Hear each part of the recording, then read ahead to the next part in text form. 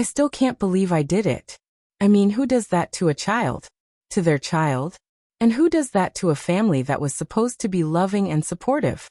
Sometimes, when I look back at the footage, at the clips they posted, I just feel this cold, burning shame, and then a fierce, protective anger. They took me in when I was 7 years old, fresh out of the system, desperately needing a home.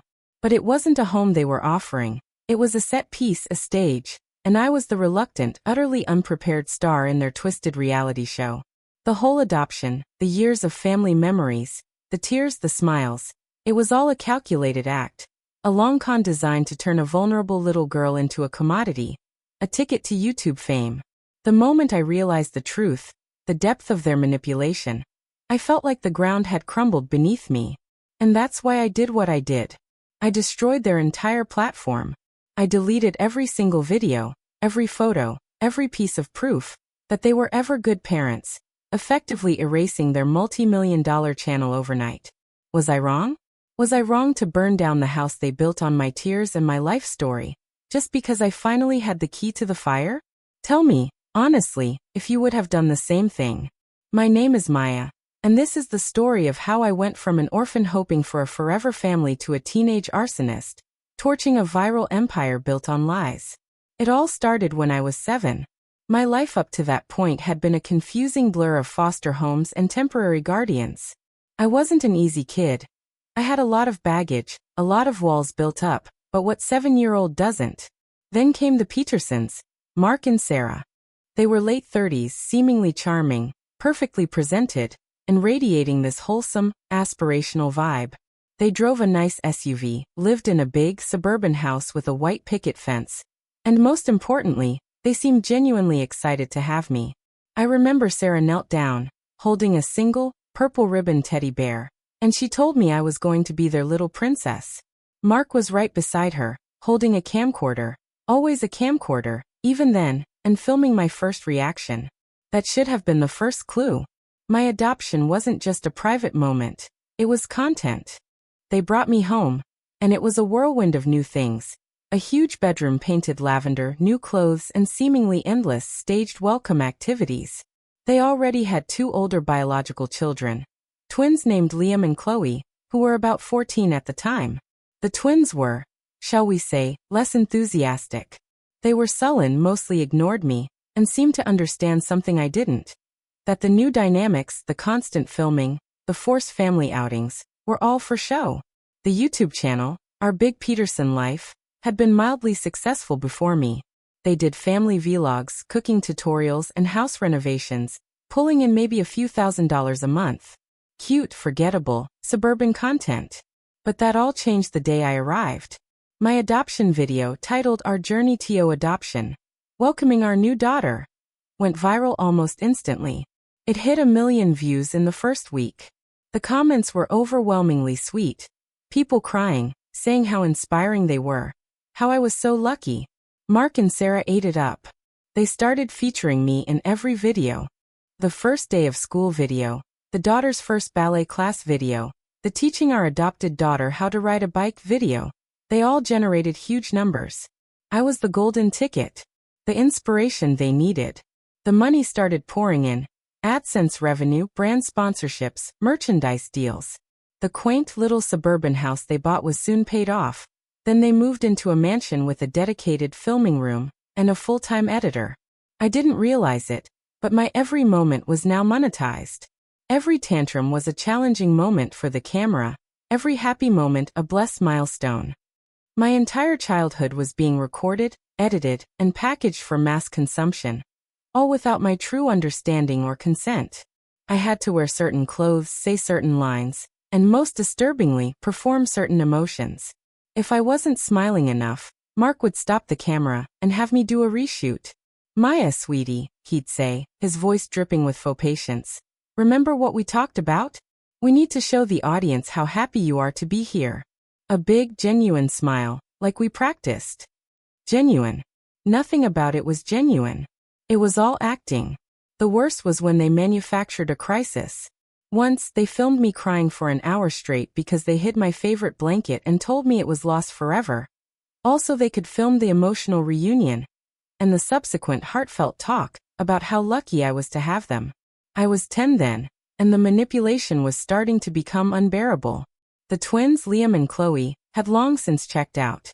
They rarely appeared in the videos, and when they did, they were clearly miserable. They told me once in hushed tones that I was the reason they were famous now, but they meant it with resentment, not gratitude. They hated the lack of privacy, the constant pressure, the feeling that their parents only saw them as supporting actors in my Big Peterson life, featuring Maya. The true turning point came when I was 13. The channel had reached 10 million subscribers. We were doing a collaboration with another massive family vlogger, and the pressure was intense. They wanted a truly viral moment. They decided my awkward teenage phase wasn't cute enough, so they invented a storyline. They told the audience I was struggling to fit in at my new middle school, and that the twins were going to give me a massive makeover to boost my confidence. The problem was, I loved my clothes and didn't want a makeover. I liked my slightly nerdy style, but they pushed and pushed. They bought ridiculous, expensive, age-inappropriate clothes. They forced me to sit through hours of filming, pretending to be grateful, pretending this was my idea. I snapped. Right in the middle of the reveal video, I just stood up, threw the awful new jacket on the floor, and screamed, "I hate this. I hate the camera, and I hate you for making me do this." Mark, still holding the camera, didn't stop filming. He just leaned in, his eyes cold and predatory, and whispered, "We're going to use this, Maya. It's gold. Now cry." He didn't turn it off until I had collapsed into tears, not of frustration, but of pure, crushing despair. That video, titled Teenager Breakdown, Too Much Pressure? Emotional Family Talk, got 20 million views. That's when I stopped seeing them as parents and started seeing them as my captors. After that incident, I started to notice things. Small details that didn't make sense. Why did they always film the camera crew entering the house, but never the accountants? Why did they never let me see any of the contracts they signed with the brands, always saying they were too complicated for me? The more I looked, the more the facade crumbled. I started digging, quietly, carefully, using the twins' old, forgotten laptop. I found an archived email thread between Mark and a lawyer, dated 3 months before my adoption was finalized. The subject line was Revenue Projections, New Talent Acquisition.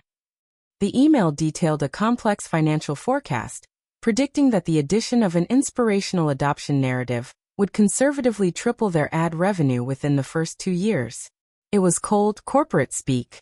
I wasn't their daughter. I was new talent. I was an investment. I was capital. So that's the situation I was in. I was 14, trapped in a gilded cage, starring in a life I didn't choose, with people who treated me like a cash cow, and I had just discovered the irrefutable evidence that my entire adoption was a multi-million-dollar scam. I was devastated, furious, and completely alone. Before I tell you what happened next, what I decided to do with that information, and how I finally fought back against the family that never truly wanted me, I want you to pause and comment below what you would have done in my shoes. Would you have confronted them immediately, gone to the authorities, or found a way to take back control of your own story? Let me know, because what I did next changed everything, and I've questioned it every day since. I sat on that email for nearly a year, watching them, studying their routine. I knew confrontation wouldn't work. They'd simply spin it for the camera, turn my anger into their parenting challenge. I needed to hit them where it hurt the most, the channel, the money, the platform they valued more than my well-being. I learned everything. I watched Mark edit late at night, memorizing his keyboard shortcuts, his passwords, his file storage structure. I learned that he had a single master-level password that controlled everything. The YouTube channel, the AdSense account, the social media pages, and most importantly, the archive drive where all the original unedited footage was stored. One night, when I was 15, and they were away for a mandatory brand retreat, and I was supposedly at a sleepover at a friend's house, a friend who was secretly helping me, I snuck back into the mansion. I slipped into Mark's office. The air conditioning was humming, and the only light was the glow from his dual monitors. I typed in the master password, which, ridiculously, was the date of their first viral video. Once I was in, I worked fast. I didn't want money. I didn't want revenge in a way that could be easily traced back to me and spun into another profitable family crisis. I wanted erasure. I wanted to burn their history to the ground. First, I accessed the YouTube Creator Studio. With a few clicks, I marked every single video. 10 years worth of content, hundreds of millions of views, their entire legacy for deletion. It wasn't instant, thank God. YouTube puts a 24-hour hold on mass deletions, giving me a window. Next, and most satisfyingly, I accessed the cloud-based archive drive.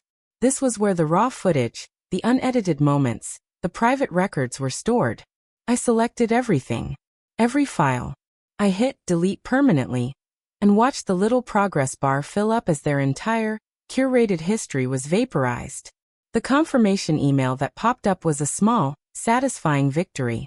I also changed the login passwords for all their major social media accounts to a complex, randomly generated string I immediately forgot, effectively locking them out.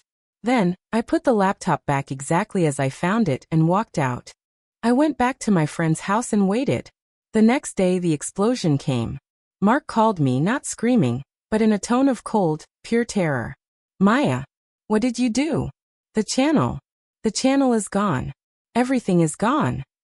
I played dumb, perfectly. I sounded shocked, confused, saying maybe it was a hacker. He rushed home, frantically trying to log in, but the passwords were all wrong.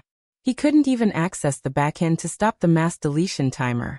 Within 24 hours the channel, our big Peterson life, was a blank slate.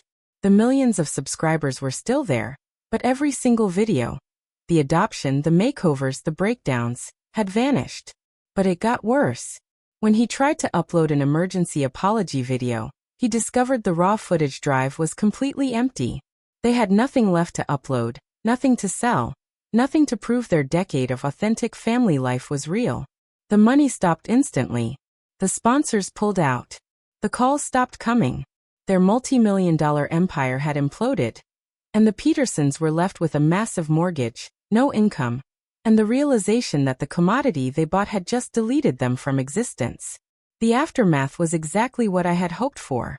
Mark and Sarah crumbled. They couldn't handle life without the camera, without the validation, without the income stream. They tried to go to the police, but I had deleted everything from a neutral, public Wi-Fi access point. And they couldn't prove I was the one who did it. They couldn't even prove the why, because telling the world, our adopted daughter hated us because we exploited her for 10 years, wasn't exactly a good look for a family vlogger.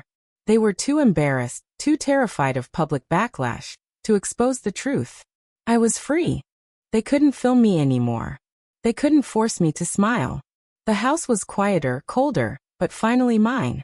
Within 6 months, they sold the mansion and moved to a much smaller house. I still live with them, but the dynamic has completely flipped. They treat me with a careful, almost fearful deference, knowing I hold the secret to their financial ruin. The moment the deletion was final, I took back my story. The moral of my story, if there is one, is simple. You cannot build your happiness, your fame, or your entire life on the back of someone else's vulnerability. Eventually, the person you exploit will find the fire escape, and sometimes, they'll take the whole building down with them. I'm not a perfect person, and maybe what I did was extreme, but I had to protect myself. I had to reclaim the childhood they stole and sold for ad revenue. It was the only way out. So, if you're watching this, and you've ever felt like your story wasn't your own, I hope you find the courage to take it back. Like this video if you were completely on my side and believe I was right to do what I did.